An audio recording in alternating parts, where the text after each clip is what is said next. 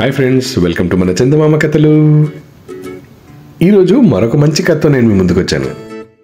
ఈ కథ అతిథి మర్యాద గురించి. ఈ కాలంలో అయితే ఇంటికి వచ్చే అతిథులు తగ్గిపోయారు. మనం వేరే వాళ్ళ ఇంటికి అతిథిగా వెళ్ళడం కూడా తగ్గించేశాము. ఎవరి పనుల్లో వాళ్ళు బిజీ అయిపోయాం కదా. కానీ ఒకప్పుడు అలా కాదు. ఒకప్పుడు అతిథి దేవో భవ అనేది చాలా సీరియస్గా తీసుకునేవారు. మరి ఆ అతిథి మర్యాదల గురించే ఈ కథ కూడా. ఈ కథ జనవరి 1997లో ప్రచురితమైంది. మరి ఆ అతిథి ఎవరు, ఆయనకి జరిగిన మర్యాద ఏమిటి, దాని నుంచి మనం నేర్చుకునేది ఏమిటి చూద్దామా? మరి ఇంత మంచి విషయం గురించి చెప్తున్న మన చందమామ కథలకు ఒక like, share, comment and please subscribe to మన చందమామ కథలు. ఇక ఆలస్యం చేయకుండా కథలోకి వెళ్ళిపోదాం. అనగనగనగనగనగనగనగా క్షేత్రపురం అనే గ్రామంలో సర్పానందుడు అనే భాగ్యవంతుడు ఉండేవాడు. భాగ్యవంతుడు అంటే తెలుసు కదా. యాక్చువల్గా భాగ్యవంతుడు అంటే అన్ని రకాలుగాను మంచి పొజిషన్లో ఉన్నవాడు అని అర్థం. సర్పానందుడు అతిథులకు సకల మర్యాదలు చేసి అపరిమితంగా గౌరవించి ఆదరించేవాడు. తనలాగా అతిథి మర్యాదలు చేసేవారు ఎవ్వరూ లేనే లేరని ఆయన నమ్మకం. వచ్చిన అతిథులందరూ సర్పానందుడిని తెగ పొగిడేవారు. అందుకు సర్పానందుడు మహాసంబరపడిపోయేవాడు. కానీ ఒకసారి గోపాలుడు అనే అతను వచ్చాడు. సర్పానందుడి వద్ద అతిథి సత్కారం అంతా పొందాక, ఆహా, శ్రీపురంలో రంగనాథుడి తర్వాత అతిథి మర్యాదకు నిన్నే చెప్పుకోవాలయ్యా అని మెచ్చుకున్నాడు. సర్పానందుడు ఒక్కసారిగా అవాక్కయ్యాడు.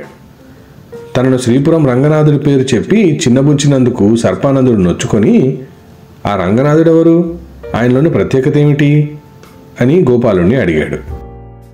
గోపాలుడు ఆశ్చర్యంగా, శ్రీపురం రంగనాథుడి గురించి తెలీదా? అతిథి మర్యాదలకు ఆయన పెట్టింది పేరు. ఆయన ప్రత్యేకతను మాటల్లో చెప్పలేం. ఒకసారి నువ్వు శ్రీపురం వెళ్ళు, నీకే తెలుస్తుంది అన్నాడు. ఒకవైపు మనసుకు చివుక్కుమన్న సర్పానందుడు పైపైన నవ్వుతూ, అలాగే తప్పకుండా చేస్తాను అని గోపాలుడిని పంపించేశాడు. ఇక ఆ రోజు నుంచి సర్పానందుడికి నిద్ర పట్టలేదు. కొన్నాళ్లకు ఉండబట్టలేక ప్రయాణమై శ్రీపురం చేరుకున్నాడు. అతను వారిని వీరిని అడిగి సులువుగానే రంగనాథుడి ఇంటికి వెళ్ళాడు. రంగనాథుడిది చిన్న పెంకుటిల్లు. ఇంటి అరుగు మీదే ఆయన కూర్చొని ఉన్నాడు. సర్పానందుడిని చూడగానే అతను లేచి నమస్కరించాడు. ఆయన వివరాలు అడిగి తెలుసుకున్నాడు. సర్పానందుడు అసలు విషయం చెప్పకుండా తను వజ్రాలు అమ్మడానికి వచ్చానని చెప్పాడు. ఓహో, అలాగా అండి. వజ్రాలు అమ్మే మాట అయితే శంభునాథుడి ఇంటికి వెళ్ళండి. ఆయన మీకు చక్కని ధర వచ్చేలా చేస్తాడు. వజ్రాలు చూసి వాటి సరైన విలువ చెప్పడంలో అతన్ని మించిన వాడెవ్వడూ లేడు అన్నాడు రంగనాథుడు.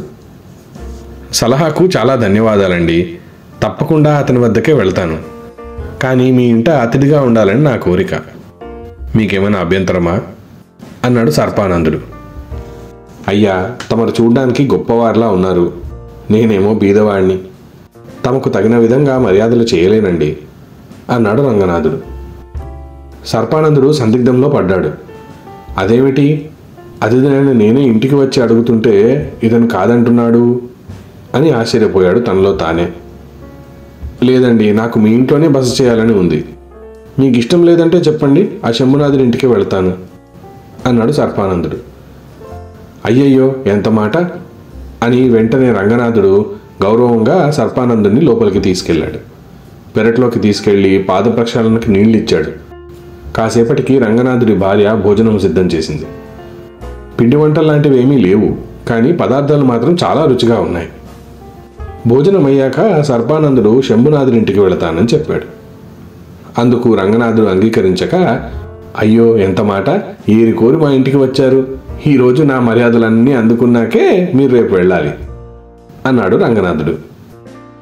ఒక రోజంతా ఈ పెంకుటింట్లో ఎలా ఉండాలి అని సర్పనాథుడు ఇబ్బంది పడ్డాడు. రంగనాథుడి ఆతిథ్యం అత్యంత సామాన్యంగా ఉంది. సర్పానందుడు తన ఇంటికి వచ్చిన అతిథులకు రకరకాల పిండి వంటలు చేయించి పెడతాడు. పరమాణాలు, పాయసాలు, గారెలు, పులిహోరలు ఇవన్నీ చేయించి గొప్పగా నెయ్యి వేసి వడ్డించి వారి ఆకలి తీరేంత వరకు సుష్టుగా వారికి భోజనం పెట్టి వారికి అతిథి మర్యాదలన్నీ ఘనంగా చేస్తాడు. అయినా రంగనాథుడి ఆతిథ్యం గోపాలుడి దృష్టిలో గొప్పది ఎందుకైందా అని ఆయన ఆలోచనలో పడ్డాడు. సర్పానందుడు అలా ఆలోచిస్తూ చిన్న కొనుకు తీశాడు. సాయంత్రం అయ్యేసరికి రంగనాథుడి కుటుంబ సభ్యులు అందరూ అక్కడికి వచ్చారు. వారిలో రంగనాథుడి పిల్లలు, భార్య, తమ్ముడు అందరూ ఉన్నారు. అందరూ సర్పానందుడిని క్షేత్రపురం విశేషాలు అడిగి తెలుసుకున్నారు. ఆయన చెప్పేవన్నీ శ్రద్ధగా విన్నారు. సర్పానందుడికి సంగీతం వచ్చునని మాటల సందర్భంలో తెలిసింది. ఇక అందరూ కలిసి ఆయన్ని బలవంత పెట్టి 2 పాటలు పాడించుకున్నారు. ఆనాటి వరకు సర్పానందుడి మాటలను అంత శ్రద్ధగా విన్నవారే లేరు. ఆయన్ను అడిగి పాడించుకున్నవారు అసలే లేరు. తను బాగా పాడానని వాళ్ళు మెచ్చుకుంటుంటే ఆయనకు చాలా సంతోషం కలిగింది. అతిథి మర్యాదలు అంటే కడుపు నిండా భోజనం పెట్టడమే కాదు, వారి మనసును తెలుసుకోవాలి. అతిథుల మాటలు శ్రద్ధగా విని వారి ప్రావీణ్యాన్ని ప్రదర్శించే అవకాశం ఇవ్వాలి అనుకున్నాడు సర్పానందుడు. ఆ తర్వాత బాగుండదని అతను మర్యాద కోసం వాళ్ళ ఊరి విశేషాలు అడిగాడు. అందుకు రంగనాథుడు, అయ్యో, రోజు చూసే ఊరే కదా అండి, మాకేమీ విశేషంగా అనిపించదు. మా ఊళ్ళో పురాతన ఆలయాలున్నాయి, పళ్ళ తోటలున్నాయి, ఎన్నో ఏళ్ల నాటి కోట కూడా ఒకటి ఉంది. వీటి పట్ల మీకు ఆసక్తి ఉంటే చెప్పండి, మా పిల్లలు మిమ్మల్ని వెంటబెట్టుకుని తీసుకెళ్ళి అన్నీ చూపిస్తారు. అయితే ప్రయాణం కాస్త అలసటతో కూడుకున్నది సుమా, చాలా దూరం నడవాలి మరి అన్నాడు. నిజానికి సర్పానందుడికి ఊరు చూసే ఉద్దేశం లేదు. అందువల్ల ఆయన తనకు అలసటగా ఉందని చెప్పి తప్పించుకున్నాడు. ఇక ఆ తర్వాత ఆ ఇంట్లో ఎవరికి ఏ ఏ విద్యల్లో ప్రావీణ్యం ఉందో అడిగి తెలుసుకున్నాడు. రంగనాథుడు బొమ్మలు గీయగలడు, ఆయన భార్య చక్కగా పాడుతుంది, తమ్ముడు కవిత్వం చెప్పగలడు, పిల్లలు మట్టితో రకరకాల అందమైన బొమ్మలు తయారు చేస్తుంటారు. సర్పానందుడు అందరి ప్రావీణ్యాన్ని చూస్తానన్నాడు. అందుకు రంగనాథుడు ఒప్పుకోక, అయ్యో, మీకు ఇంకా ప్రయాణ బడలిక తగ్గలేదు, అలాంటప్పుడు కొంత విసుగ్గా ఉంటుంది. ఈరోజు మీరు విశ్రాంతి తీసుకోండి, ఇవన్నీ రేపు చూసుకుందాం అన్నాడు. అయినా సరే సర్పానందుడు బలవంత పెట్టాడు. సరే, మీరు మా ఇంట్లో అందరికీ నచ్చారు, మరిన్ని రోజుల పాటు మీరు మా ఇంట్లో ఉండాలని మా కోరిక. కానీ ఇల్లేమో చిన్నది, మరి మీరు ఇబ్బంది పడతారేమో అన్నాడు. సర్పానందుడు నిజానికి ఇబ్బంది పడుతున్నా మొహమాటానికి, అయ్యయ్యో అదేమీ లేదు, నాకు ఈ ఇల్లు చాలా నచ్చింది, మీరందరూ కూడా చాలా నచ్చారు అని చెప్పాడు. ఆహా, మహాభాగ్యం. సరే అండి, అలా అయితే రేపటి నుంచి ప్రారంభించి రోజుకొకరం చొప్పున మా విద్యలన్నీ ప్రదర్శిస్తాం. అవన్నీ అయ్యేదాకా మరి మీరు మా ఇంట్లో ఉండాలి సుమా అన్నాడు రంగనాథుడు. సర్పానందుడికి ఎంతో సంతోషం కలిగింది. ఆయనకి అప్పుడు వినే ఓపిక నిజంగానే లేదు. ఇంటికి వచ్చిన అతిథికి తన గురించి చెప్పుకోవడంలో గృహస్థు ఎలా ఉండాలో ఆయనకు అప్పుడు అర్థమైంది. ఇక మీదట ఇంటికొచ్చిన వారిని నేను కూడా నా గురించి ఎక్కువ చెప్పను, వారి గురించే ఎక్కువగా అడిగి తెలుసుకుంటాను. అంతేకాక వచ్చినవాడు ఎప్పుడు వెళతాడా అని కాక అతన్ని 4 రోజుల పాటు ఇంట్లోనే ఉంచుకోవాలనే తపన ఆయన రంగనాథుడిలో చూశాడు. అది అతనికి చాలా నచ్చింది. నిజంగా ఒక గృహస్థుకి అతిథి పట్ల ఆ మర్యాద మనసు నుంచి రావాలని అతనికి అర్థమైంది. రంగనాథుడి భార్య సర్పానందుడికి రాత్రి భోజనంలో అన్ని ఇష్టమైన వంటకాలు చేసి పెట్టింది. మధ్యాహ్నం ఆయన మాటల్లో అవన్నీ తెలుసుకుంది ఆవిడ. భోజనాలు అయ్యాక అందరూ కాసేపు కబుర్లాడుకున్నారు. తాము రోజంతా చేసిన పనులు, అందులో జరిగిన చిలిపి సంఘటనలు అన్నీ వారు ఒకరికొకరు చెప్పుకొని నవ్వుకున్నారు. ఇక అందరూ ఒక గదిలో పడుకొని రంగనాథుడికి మాత్రం ఇంకొక గది చూపించారు. కాసేపు అయ్యాక రంగనాథుడు సర్పానందుడి గదిలోకి వచ్చి, అయ్యా, మీకేదైనా తీరని కోరిక ఉంటే చెప్పండి, నేను తీర్చగలను అన్నాడు. సామాన్యుడైన రంగనాథుడు భాగ్యవంతుడైన తనకు ఏం కోరిక తీర్చగలడు? అది అసాధ్యం. అయినా అలా అడిగినందుకు ఇతనికి తగిన విధంగా బుద్ధి చెప్పాలి అనుకున్నాడు. ఇలా అడగడం మీకు భావ్యం కాదు. మీరు తీర్చలేనిది ఏదైనా నేను అడిగితే మళ్ళీ నీకు బాధ కలుగుతుంది. నేను అడిగింది తీర్చలేకపోయాననే బాధ నీకు, అడిగిన కోరిక తీరలేదనే బాధ నాకు. ఇవన్నీ ఎందుకు చెప్పు? సమర్థతను బట్టే వాగ్దానాలు చేయడం ధర్మం. ఏమంటావు అన్నాడు సర్పానందుడు గర్వంగా. అయ్యా, మీరు చెప్పింది అక్షరాలా నిజం. తీర్చగలను కాబట్టే నేను మిమ్మల్ని కోరికలు అడిగాను. నిస్సంకోచంగా మీ కోరిక ఏంటో చెప్పండి, నేను తీర్చగలను అన్నాడు రంగనాథుడు. ఒక క్షణం ఆలోచనలో పడ్డాడు సర్పానందుడు. అతను అటు ఇటు తటపటాయించి, దేవలోకం వెళ్ళి అప్సరసల నాట్యం చూడాలని ఉంది నాకు, చేయగలవా అన్నాడు సర్పానందుడు కొంటెగా. రంగనాథుడు ఆయనకు మంచం చూపించి, ఇక మీరు విశ్రాంతి తీసుకోండి, మీ కోరిక తీరుతుంది అని గదిలో నుంచి బయటకు వెళ్ళిపోయాడు. ఏమీ అర్థం కాలేదు సర్పానందుడికి. సరేలే, తాను తీర్చలేని కోరిక అడిగానని ఏదో చెప్పుకుని వెళ్ళిపోయాడు అని సర్పానందుడు మంచం మీద పడుకున్నాడు. మరుక్షణంలోనే ఆయనకు ఒళ్ళు తెలియని నిద్ర పట్టేసింది. ఆ నిద్రలో ఒక అద్భుతమైన కళ. అందులో ఆయన దేవలోకంలోకి వెళ్ళాడు. అక్కడ అప్సరసలు నాట్యం చేస్తుంటే చూశాడు. చాలాసేపు అక్కడే ఉండి సంతోషించాడు. మర్నాడు నిద్రలేచేసరికి ఆయనకు ఎంతో తృప్తిగా ఉంది.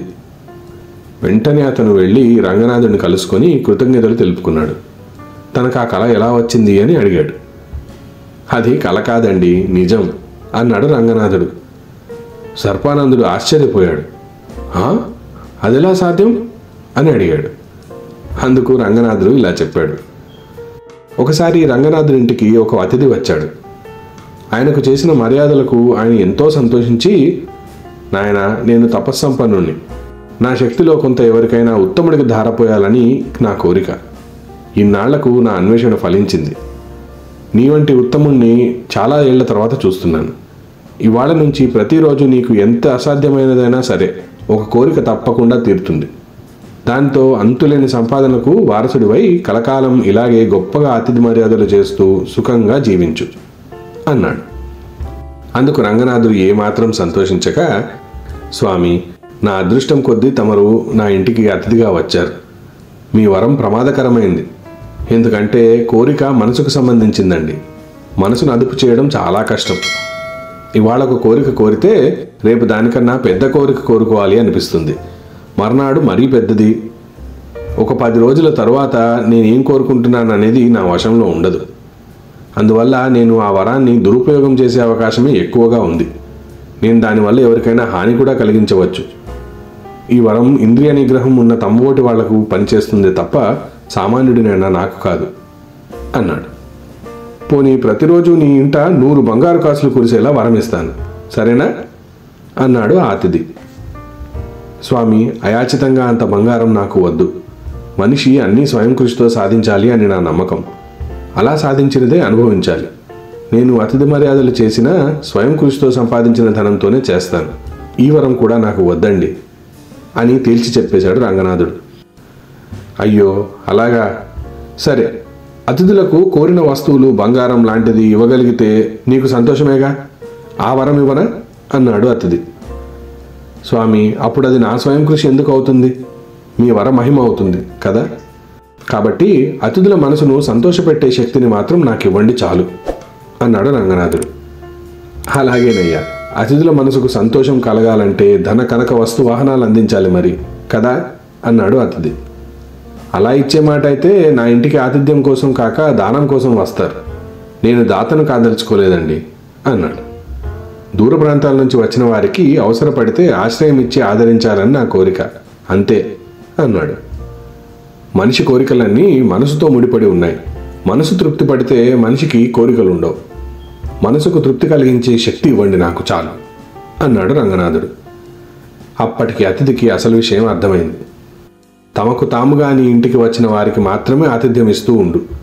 రోజుకొక్కసారి నీ అతిథులకు తీరని కోరికలు రాత్రిపూట నిద్రలో తీరుతాయి. వారి మనసుకు పూర్తి తృప్తి కలుగుతుంది అని వరం ఇచ్చాడు. అంతేకాక ఆయన రంగనాథుడిని పొగడ్తల్లో ముంచెత్తాడు.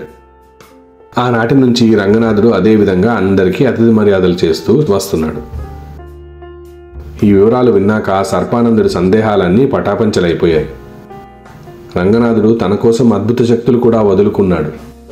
అతిథిని శరీరం కంటే ఎక్కువగా మనసు సంతోషపడేలా చూస్తున్నాడు. అందుకే అతని ఆతిథ్యం స్వీకరించిన గోపాలుడు ఆయనను అంత మెచ్చుకున్నాడు. ఒక్కసారి వెళ్ళి చూసి రమ్మన్నాడు. విషయమంతా అర్థమైన సర్పానందుడు రంగనాథుడిని బాగా మెచ్చుకొని వారి కుటుంబ సభ్యులందరినీ మరొకసారి కలిసి వారందరికీ తన కృతజ్ఞతలు తెలిపి బయలుదేరాడు. తన గ్రామానికి చేరుకున్న తరువాత తన పాత పద్ధతులన్నీ మార్చుకున్నాడు సర్పానందుడు. అతిథి మర్యాదలు ఎలా ఉన్నా వారి మనసును సంతోషపెట్టడానికి ప్రయత్నించాడు. ఎవరైనా అతిథులు వెళుతూ తనను మెచ్చుకుంటే శ్రీపురం రంగనాథుడి తర్వాతే నేనండి అంటూ మనస్ఫూర్తిగా చెప్పేవాడు సర్పానందుడు. చూశారు కదా, అతిథి సత్కారం గురించిన ఒక మంచి కథ కదా. అతిథి దేవోభవ అని ఊరికే అనలేదండి. మన ఇంటికి వచ్చే అతిథికి మనం చేసే సత్కారం అనేది మన యొక్క గొప్పతనం చెప్పుకోవడానికి కాదు, ఆ వచ్చిన అతిథి మనసును సంతోషపరచడానికి. ఆ వచ్చిన అతిథికి ఆతిథ్యం ఇచ్చినప్పుడు మన గొప్పలు చూపించుకోవడం కాదు, వారికి ఏం కావాలని తెలుసుకొని వారి అవసరాలను బట్టి వారిని మనస్ఫూర్తిగా సంతోషించేలా చేస్తే అదే అతిథి మర్యాద. ఈ విషయం తెలుసుకున్న సర్పానందుడు తాను కూడా రంగనాథుడి కంటే తర్వాతే అని ఒప్పుకున్నాడు. మనము అలాంటి గొప్ప గొప్ప కోరికలు ఏమీ తీర్చలేకపోయినా వచ్చిన అతిథులకు మర్యాద ఇస్తే చాలు. ఈ కాలంలో అతిథులే కాదు, ఇంటికి ఎవరు వచ్చినా సరే మన ఫోను మనది, వాళ్ళ ఫోను వాళ్ళది, ఎవరి ప్రపంచంలో వాళ్ళు ఉంటున్నారు. ఒక 10 నిమిషాలు ఫోన్లు పక్కన పెట్టి వారు ఎలా ఉన్నారు, వారి జీవితంలో ఏం జరుగుతుంది, మన జీవితంలో ఏం జరుగుతుంది, ఇవన్నీ డిస్కషన్ చేసుకుంటే వారు సంతోషిస్తారు, వచ్చినందుకు మీరు ఆనందిస్తారు. ఇటువంటి మంచి నీతిని అందించిన ఈ చందమామ కథను తప్పకుండా లైక్ చేస్తారు కదూ. వచ్చే వారం మరొక మంచి కథతో నేను మీ ముందుకు వస్తాను. అంతవరకు సెలవు. ఈ కథ కనుక మీకు నచ్చినట్టయితే తప్పకుండా దీన్ని లైక్ చేయండి, మీ ఫ్రెండ్స్ అందరితో షేర్ చేయండి. మా ఛానల్ ని సబ్స్క్రైబ్ చేయడం మాత్రం మర్చిపోవద్దు. మీ అద్భుతమైన కామెంట్స్ ని నాకు తెలపండి. దాంతో కొత్త కథలను మీ ముందుకు తీసుకొచ్చేటప్పుడు ఎటువంటి కథలను తీసుకురావాలనేది నాకు తెలుస్తుంది. ఆ పక్కనే ఉన్న గంట సింబల్ ని కొట్టండి. దాంతో కొత్త కథల నోటిఫికేషన్స్ అన్ని మీ యూట్యూబ్ యాప్ కి వచ్చి చేరతాయి. వచ్చే వారం మరొక అద్భుతమైన కథతో మళ్ళీ మీ ముందుకు వస్తాను. అంతవరకు సెలవు. బాయ్.